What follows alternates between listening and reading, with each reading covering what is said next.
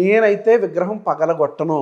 యేసుక్రీస్తు విగ్రహమే కాదు, నిజంగా మీరు ఏ వెంకటేశ్వర స్వామిదే ఇచ్చినా లేకపోతే రాముడిదే ఇచ్చినా నాకు ఏ విగ్రహం పగలగొట్టాల్సిన అవసరం లేదు. వెంకటేశ్వరుడు బలగొడితే తర్వాత మీ బలుతుంది, కానీ అది వేరే విషయం. నాకు పగలగొట్టాల్సిన అవసరం లేదు. నేను యేసు ప్రభు నాకు పగలగొట్టాల్సిన అవసరమే లేదు. ఎందుకు? ఒకవేళ నిజంగా పగలగొట్టే ఆలోచన నాకు వస్తే, మీరు అన్నారు కదా వీపు పగులుద్దని, నేను పగలగొట్టాలి అని నిర్ణయించుకుంటే ఏదైనా పగలగొడతాను. ఇది ఒక పూల కుండీది, ప్లాస్టిక్ది. దీని మీద నాకు ఎలాంటి ఫీలింగ్ లేదు, ఎలాంటి ఎఫెక్షన్ లేదు. పగలగొట్టమంటే నేను సింపుల్ పగలగొడతాను. ఎందుకు? ఒక్క నిమిషం ఆగండి. ఎందుకంటే ఇది ఒక ప్రాణి కాదు. దీన్ని పగలగొడితే ఎవరి మనోభావాలు దెబ్బలు తినవు. దీన్ని పగలగొడితే మనకు వచ్చే నష్టం లేదు. మీరు కూడా ఇందాక ఎట్ ది సేమ్ టైం ఏమన్నారంటే, యేసు ప్రభు అనే ఒక వ్యక్తికి ఆకారం లేదు, రూపం లేదు. ఆ మనిషి ఇప్పుడు చర్చిలో కనిపించేటట్టు అది కాదని చెప్పారు, విగ్రహం లేదని చెప్పారు. ఆకారం లేదని నేను చెప్పలే. 2000 సంవత్సరాల క్రితం ఆయన పుట్టాడు, ఆయనకు ఆకారం ఉంది, ఆయనకు రూపం ఉంది, ఆయన మనుషులతో జీవించాడు. అయితే ఆయన పిక్చర్ని గీసిన వారు ఎవరు లేరని నేను చెప్తున్నాను. సరే, ఓకే. మీరైతే విగ్రహం బలగొట్టరు, నాకు విగ్రహం పగలగొట్టాలి, రివర్స్ కొట్టు. కానీ అది తీసుకొచ్చింది, అదేం దేవుని దగ్గర తీసుకొచ్చింది, తీసుకురండి చూద్దాం. ఒక ఐటమ్ ఇస్తా మీకు, కనీసం అదన్నా తింటరా? నేను ఎందుకంటే నేను పొద్దున టిఫిన్ చేయలేదు. మీరు ఇచ్చే ఐటమ్ మీద ఆధారపడి ఉంటుంది, అది ఎలాంటిది అనే దాని మీద ఆధారపడి ఉంటుంది. అందులో విషయం గిట్లా ఏమి ఉండదు, టిఫిన్ లెక్క, స్నాక్స్ లెక్క అన్నాడు. ఎందుకంటే నేను పొద్దున్న టిఫిన్ తినలే, నేను సమృద్ధిగా తినేసి వచ్చాను కనుక నాకు ఏమీ తినాలని ఇప్పుడు లేదు. నా కంఫర్ట్ కోసం ఏదో ఒక చిన్న, మీ కంఫర్ట్ కోసం నేను హత్య చేయలేను కదా, మీ కంఫర్ట్ కోసం నేను మందు కొట్టలేను కదా, మీ కంఫర్ట్ కోసం నేను దోపిడీ చేయలేను కదా. మీరు ఏది చెప్తే అది మీ కంఫర్ట్ కోసం నేను చేయలేను. నేను స్నాక్స్ అని చెప్పిన కదా, స్నాక్స్ అంటే స్నాక్స్ ఏం లేవట, ఇక్కడ ఏది ఉంటే అది ఇచ్చారు మా వాళ్ళు. ఇగో తీసుకోండి. నా చేతితో కూడా ముట్టుకోను, నా చేతితో కూడా ముట్టుకోను. ఏంది అది? నా చేతితో కూడా. ఇది ఏందో తెలుసా? తెలుసు నాకు. ఏంది? మీరు ఎక్కడి నుంచో ప్రసాదం తీసుకుని వచ్చారు, సో నా చేతితో కూడా నేను ముట్టుకోను. దీని ప్రసాదం అని అంటారా? అవును, దాని ప్రసాదం అంటారు. ఎట్లా? దేవుని దగ్గర పెడితే అది ప్రసాదమే కదా. ప్రసాదం కాదు, నేను చెప్తా కానీ తినండి ఒక ముక్క. లేదు, నేను తినను బ్రదర్. మీరు ఏదైనా టిఫిన్ పెడతానంటే నేను తింటాను, భోజనం పెడతానంటే నేను ఒక ముక్క తిను పదార్థం నేను తింటాను, కానీ ప్రసాదం చేయి నొక్కుతాను బ్రదర్. నువ్వు ఒక ముక్క. లేదు లేదు, ఐఎమ్ సారీ. చూడగానే అట్లా భయపడుతుంది ఎందుకు? భయం కాదు, చూడండి, ప్రసాదం వేరు, తిను పదార్థం వేరు. ప్రసాదమా? మీరు తిను పదార్థం పెట్టండి, నేను తింటాను. ఇది ప్రసాదమా? అది ఖచ్చితంగా ప్రసాదమే. ఎట్లయితే? మీరు ఎక్కడి నుంచి తీసుకొచ్చారో నేను చూసి. ఎక్కడి నుంచి తీసుకొచ్చారు? మీరు లోపల దేవుడి దగ్గర నుంచి తీసుకుని వచ్చారు. లోపల దేవుడు ఉన్నాడా? సో అది కుంకుమ ఉంది అక్కడ. ఒక నిమిషం, స్టూడియో ఇది, గుడి కాదు. గుడి కాకపోయినా దేవుని దగ్గర పెట్టారు కనుక అది తీసుకోండి. 1 minute, let me explain very క్లియర్గా. వ్యూవర్స్కి ఎలాంటి కన్ఫ్యూజన్ లేకుండా, ఎలాంటి వ్యతిరేకత రాకుండా నేను ఒక చిన్న విషయాన్ని నేను చెప్తాను. భగవద్గీత 3వ అధ్యాయం 13వ వచనంలో శ్రీకృష్ణుడు ఏమంటాడంటే కనుక, యజ్ఞము పూర్తయిన తర్వాత ఒక పూజారి భక్తుడి దగ్గరికి ప్రసాదం తీసుకొచ్చి ఇవ్వాలి. ఆ ప్రసాదం తినుట ద్వారా భక్తుని యొక్క పాపాలు తొలగించబడతాయని శ్రీకృష్ణుడు చెప్తున్నాడు. వి స్ట్రాంగ్లీ బిలీవ్ యేసుక్రీస్తు తప్ప మరి ఎవరో కూడా పాపాలను తొలగించలేదు, కాబట్టి మేము ఎవరు ప్రసాదము తినము. యేసుక్రీస్తు తప్ప ఎవరు మా పాపాలు తొలగించలేదు. ప్రసాదం తింటే పాపం పోతుంది అనేది మా బిలీఫ్ కాదు, సో మేము ప్రసాదం తినం. ఇది ప్రసాదం కాదు, అది ప్రసాదమే. సరే, నేను చెప్తున్నా, మిమ్మల్ని మిస్మరైజ్ చేయడానికి, మిమ్మల్ని కన్ఫ్యూజ్ చేయడానికి. ఒక్క నిమిషం. సరే, అదంటే కొబ్బరికాయ అనుకుందాం. ఇది బయట అరటిపండు బండి మీద నుంచి తీసుకొచ్చింది, ఒక డజన్ తీసుకొస్తే మా పిల్లలు తినంగా ఒకటి మిగిలింది. ఓకే, ఇదేం ప్రసాదం కాదు. వాస్తవంగా మీ బైబిల్లో ఉన్నట్టు తెలియకుండా మీరు తింటే అది మీ తప్పు కాదు, తినిపించిన వాళ్ళు తప్పు అవుతుంది. నేను ఇది ప్రసాదం తెలిసి కూడా ఇస్తే నా తప్పు అవుతుంది, కాబట్టి ఇది ప్రసాదం కాదు, దీన్ని తినండి, కష్టంగా ఉందని చెప్పి కూడా నేను ఒలిసిచ్చిన. అరటిపండు తింటే చాలా అద్భుతాలు జరుగుతాయి, పిల్లలు కూడా పుడతారు. నాకు తెలిసి మీకు పిల్లలు లేరని విన్నా నేను.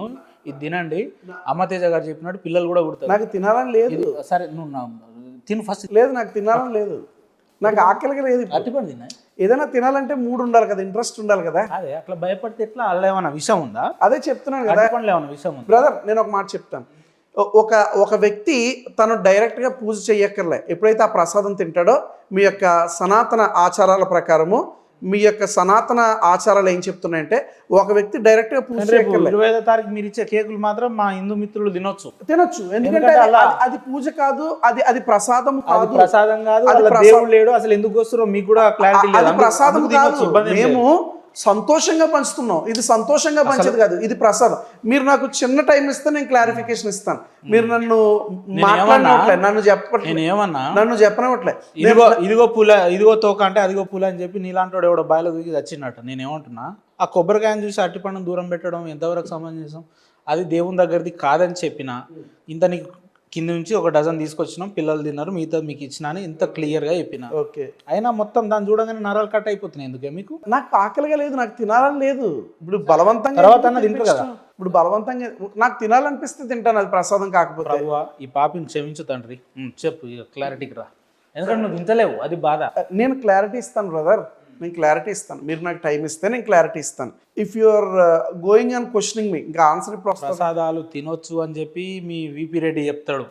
నేను ఒక చిన్నప్పుడు ఎల్లమ్మ దగ్గర పోయినా, పుల్లమ్మ దగ్గర పోయినా, ఆడ మొక్కుతుండే మటన్ తిన్నాము అన్నీ చెప్తాడు. ఆయన తన వ్యక్తిగత అభిప్రాయం చెప్పాడు. ఆయన తిన్నాడు కదా అని చెప్పి నేను తినాలని లేదు, ఆయన హత్య చేశాడు కదా అని చెప్పి నేను హత్య చేయాలని లేదు కదా, ఆయన ఏదో తప్పు చేశాడని చెప్పి నేను చేయాలని లేదు. ఆయన అభిప్రాయం, ఆయన అభిప్రాయాన్ని, ఆయన థియాలజీని, ఆయన థియాలజీని ఆయన ప్రవేశపెట్టాడు. నేను ఒక మాట, నేను ఒక విషయాన్ని చెప్తాను, ఇందులో ఉన్న థియాలజీ నేను చెప్తాను. ప్రసాదం తినడానికి గల ప్రాముఖ్యమైన 2 ఉద్దేశాలు చెప్పేస్తాను. ఒకటి, ఒక వ్యక్తి డైరెక్ట్గా వెళ్ళి ఆ దేవుణ్ణి పూజించక్కర్లే, ఆ పూజారి ప్రసాదం ఇచ్చినప్పుడు అతడు తింటే అతను పూజ దగ్గరికి వెళ్ళకపోయినా ఆ యొక్క పూజలో ఏకీభవించినట్లే.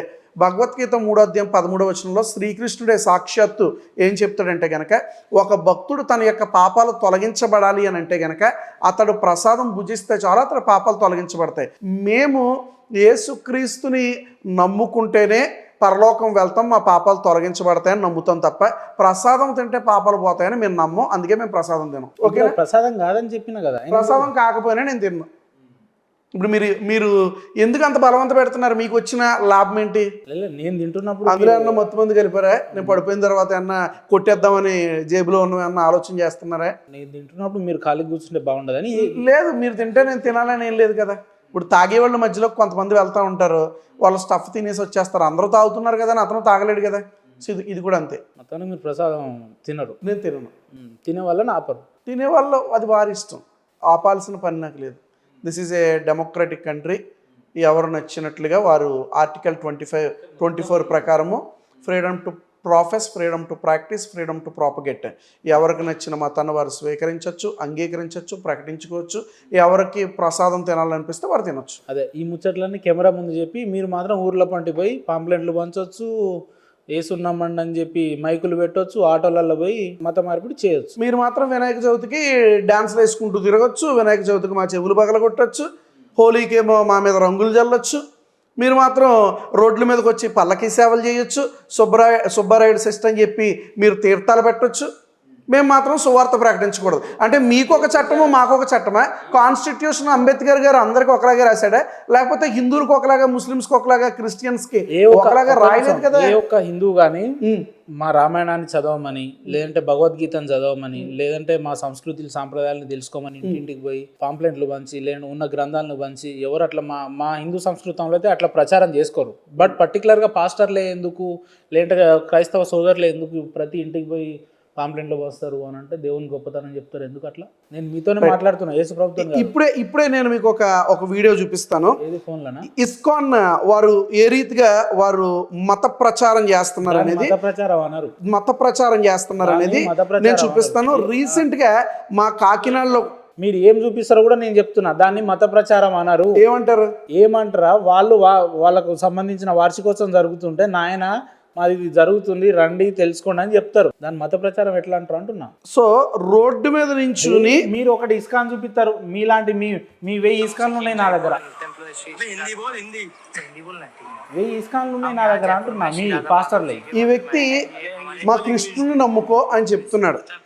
మరొక వ్యక్తి, మరికొందరు రోడ్ల మీదకి వచ్చి హరే కృష్ణ అని చెప్పి వారు డాన్సులు వేస్తున్నారు. మీరు 2000 చూపిస్తారేమో, మేము 2000 చూపిస్తామండి. హలో బాబు పాస్టర్ గారు. మరికొంతమంది రోడ్ల మీదకి వచ్చి వారు ఈ రీతిగా నాట్యం చేస్తూ వారు కృష్ణుని ప్రకటించుకుంటా ఉన్నారు. ఊరేగింపు మరొక ఆయన brother అది. భగవద్గీత పంచుతున్నాడు రోడ్డు మీద. అంటే కృష్ణాష్టమి భారతదేశం ఒక్క నిమిషం, కేవలం మీ వీడియో సొత్తా? చూపించి- కేవలం మీ సొత్తా? క్రిస్టియన్స్ సువార్త చేయకూడదా? కృష్ణాష్టమి ఊరేగింపు సందర్భంలో వీడియోలు తీసుకొచ్చి Okay. రోడ్ల మీద ఊరేగింపు చేస్తున్నారు, అట్లా కాదు. అంటే సపరేట్ గా కృష్ణుని బొమ్మ పెట్టుకొని మైకులు పెట్టుకొని పాంప్లెట్లు ఎవడు వస్తలేడు. పాస్టర్లలో బైబిల్ సరే, నమ్మమని చెప్పి నేను కాకినాడలో 1000 మంది కాకినాడలో రోడ్ల మీద నించుని ఇస్కాన్ వారు భగవద్గీత వీటిని వారు పంచి పెడతా ఉన్నారు, భగవద్గీతను పంచి పెడుతున్నారు, అమ్ముతూ ఉన్నారు. ఇది మరి మత ప్రచారం కాదా? ఇది మత ప్రచారం అంటే హిందువులు చేస్తున్నారు అని చెప్పి మీరు కూడా చేస్తున్నారు అన్నట్టు. హిందువులు చేస్తున్నారు కాబట్టి నేను చేస్తున్నాను కాదు. హిందువులకి చేసుకునే హక్కు ఉంది, క్రిస్టియన్స్ కి చేసుకునే హక్కు ఉంది. మీకు ఎందుకు అంత భయం? ఎందుకు యేసుక్రీస్తుని చూడగానే వణికిపోతారు? ఎందుకు యేసుక్రీస్తు శిష్యులను చూడగానే, పాస్టర్లను చూడగానే ఎక్కడ లేని భయం ఎందుకు మీకు పుడుతుంది?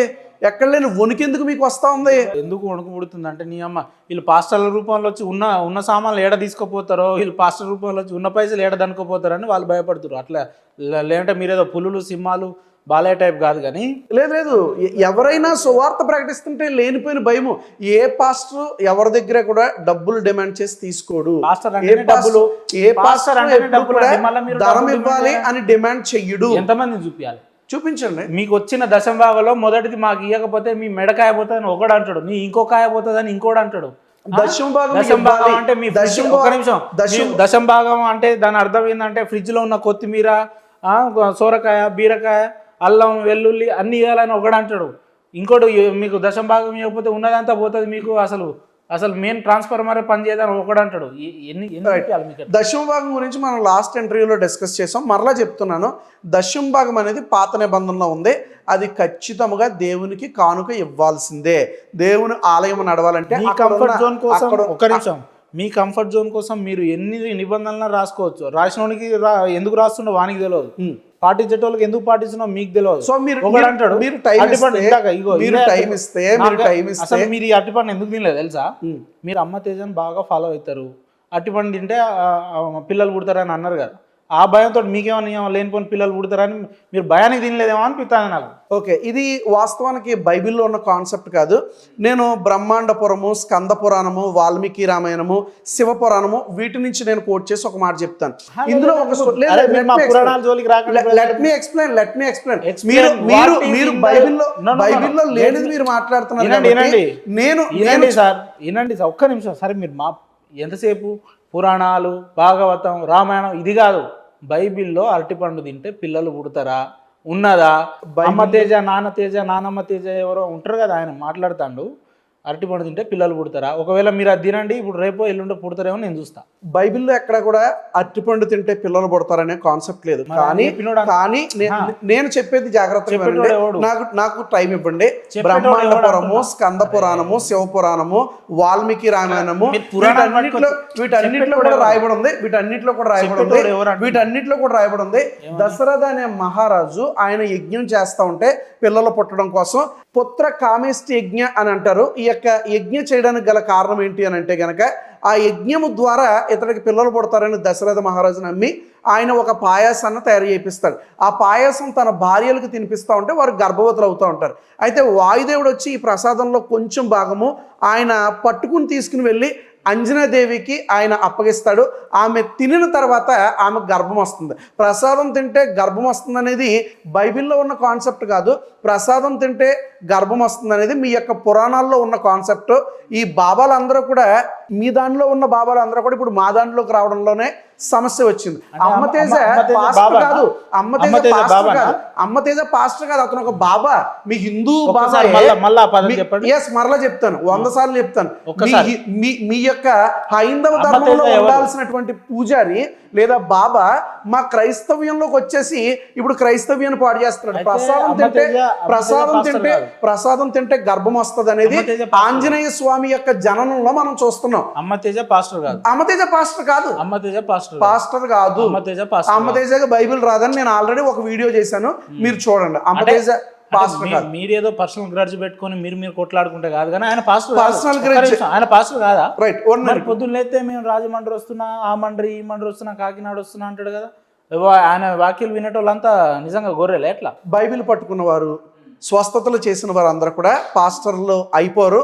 పాస్టర్ కావాలి అని అంటే గనక అతనికి బైబిల్ తెలిసి ఉండాలి. ఫస్ట్ బైబిల్ పట్టుకుంటే సరిపోదు, బైబిల్ మీద జ్ఞానం ఉండాలి. మీరు అమ్మ తేజాన్ని కూర్చోబెట్టి ఇక్కడ 1-2 ప్రశ్నలు అడగండి, అతనికి బైబిల్ రాదని మీకే అర్థమైపోతుంది. ఉందా నెంబర్ ఉందా? ఒకసారి ఉంటే ఇవ్వండి ఫోన్. ఆయన నెంబర్ నా దగ్గర లేదు. మీ దోస్తే కదా. నేను ఎప్పుడు కూడా అమ్మ తేజాన్ని కలవలేదు, ఒక్కసారి కూడా అతన్ని చూడలేదు. డైరెక్ట్గా కలిసి ఉంటే కనుక డైరెక్ట్గానే అతనికి నేను చెప్పాల్సిన విషయాలు చెప్పేవాడిని. సో అదే నేను వీడియో రూపంలో చెప్పాను. ఒకవేళ మీ ఎదురు పడితే ఎప్పుడన్నా ఏం చెప్తారు? నువ్వు చేసేది దొంగ స్వస్థతలు అని చెప్తాను, నీకు బైబిల్ రాదు అని చెప్తాను. మొదట బైబిల్ చదివి అప్పుడు దేవుని యొక్క ఆలయానికి రా అని చెప్తాను. స్వస్థతలు లేవని నేను చెప్పట్లేదు, ఇప్పుడు నా లైన్కి స్వస్థతలు వచ్చిర్రు మీరు. ఇప్పుడు నా లైన్కి వచ్చిర్రు. నేనేమంటున్నా, బైబిల్ పట్టుకున్నాడు అందరు పాస్టర్లు కాదు, బైబిల్ పేరుతోని పైసలు దండుకుంటున్నారు. బైబిల్ పేరుతో దశం భాగం అని చెప్పి, ఇంకో భాగం అని చెప్పి, అట్లా ఇప్పుడు అరటి పండు ఇంకో పండు అని చెప్పి పైసలు దండుకుంటున్నారు. అందుకే పాస్టర్లు అందరూ దొంగ పాస్టర్లు అని చెప్తున్నా, అది మీరు యాక్సెప్ట్ చేసిర్రు. పంచెలు కట్టిన వాళ్ళు అందరూ పౌరుషం చేసేవారు కాదు, పంచెలు కట్టే వాళ్ళు పూజారులు కాదు, పంచెలు కట్టే వాళ్ళు దొంగలు ఉన్నారు. పంచెల గురించి కాదు, పంచెలు కట్టే వాళ్ళలో ఈడ డిస్కషన్ పంచెల గురించి కాదు, బ్లేజర్ గురించి. అరే బాయ్ సాబ్, 1 మినిట్ పంచెలు కట్టిన వాళ్ళలో మీకు పూజ చేస్తాం, మీ ఇంటి పేరు మీద యజ్ఞం చేస్తాం, మీకు మీ ఇంటి పేరు మీద మేము యజ్ఞం చేస్తాం, మేము పూజ చేస్తామని చెప్పి డబ్బులు కాజేసిన పూజారులు చాలా మంది ఉన్నారు. వారి గురించి మీరు ఎందుకు మాట్లాడలేకపోతున్నారు? Here the discussion is not about panchas. The discussion is about Bible. Discussion is about, let us discuss. నన్ను మాట్లాడని. Discussion is about religions. Religions. మన భారతదేశంలో ఉన్నాం, రిలీజియన్స్ కోసం మాట్లాడదాం. బైబిల్ ఎందుకు టార్గెట్ చేస్తున్నారు? బైబిల్ అనేది ఒక రిలీజియనే కదా. బైబిల్ అనేది రిలీజియన్ కాదు, it is a relationship with God. ఎక్కడి నుంచి గాడ్? రిలేషన్షిప్ విత్ గాడ్ అంటే రిలేషన్షిప్, ఫ్రెండ్షిప్, ఇంకో షిప్లు అన్ని గాడ్ తోటే చేస్తారు. అన్ని దేవుడితోనే చేస్తారు.